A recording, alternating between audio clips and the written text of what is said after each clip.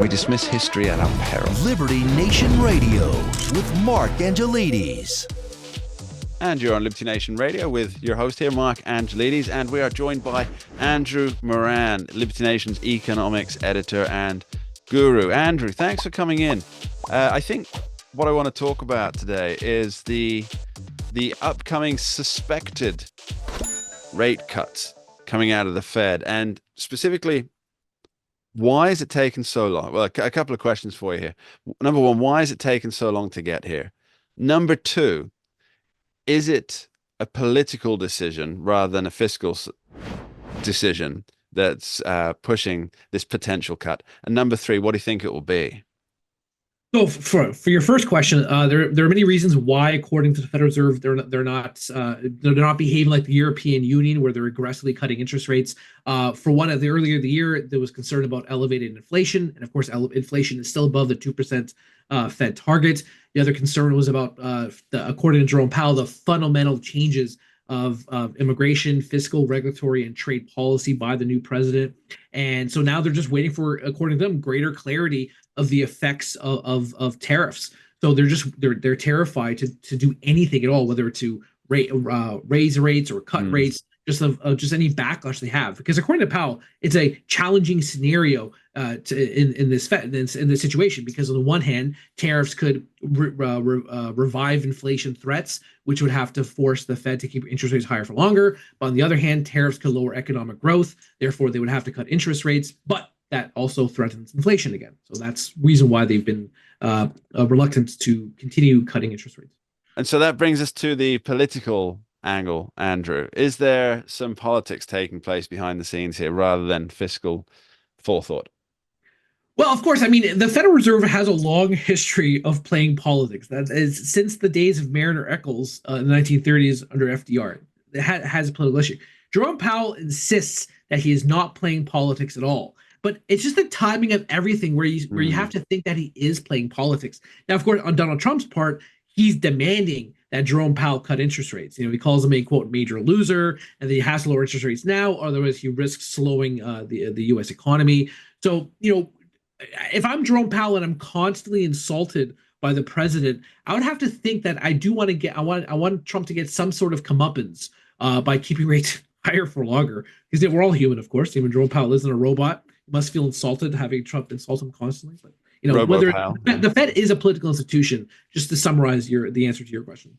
Okay, and so the third part was when and if I think you told me off camera earlier that it's like a 58% chance that there's going to be a cut come June, and so if that goes ahead, what will that mean for?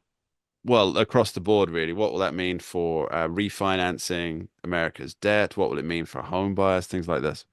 Well, I mean, it would be 25 basis points, so it wouldn't be much. Yeah. I mean, and also rate cuts, interest rates generally by the Fed, they have a lagging effect. You know, the research on this could be from anywhere from 9 months to a couple of years. At the same time, economists in recent years have said, well, the market is always future forward looking, and they always depend on Fed guidance. Therefore, the market could react earlier than what history has suggested, because the Fed has always been a clandestine agency, but now they're more open and they provide that forward guidance to the Federal Reserve. But you know, the White House, I mean, they've said for a few months that they no longer care what the Fed does, and that they're going to take actions to lower the 10-year yield. But based on Trump's comments, it may look like that he's panicking, whether it's based on his Truth Social posts or pausing the reciprocal tariffs. So, if the quarter base point drop happens, that doesn't really do much for it. Just quarter point. It doesn't really do anything for the $9.5 trillion debt balloon that needs to be refinanced this year, does it? What can the Trump administration do to get that debt refinancing at a better rate? Can they call 0800 debt refinance?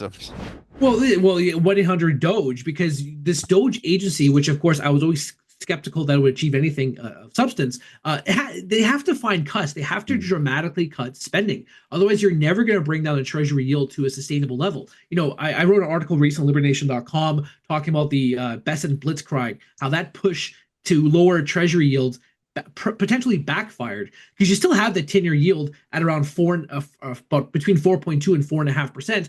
even when you had that financial the market crash post Liberation Day. So there are many fiscal side that a lot of investors are fearful of, and that the administration keeps saying they're making cuts and they're trying to bring in revenue and they're doing all these the wonderful fiscally responsible things, but it has yet to show up in the hard data.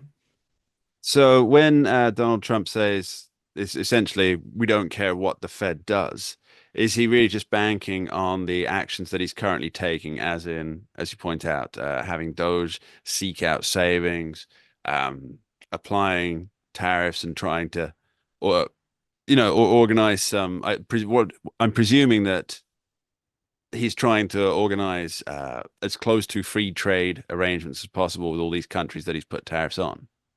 Well, I would say that. No, well, I would push back. I would say that Trump probably cares very much. Is that the language? Sure, sure. Yeah.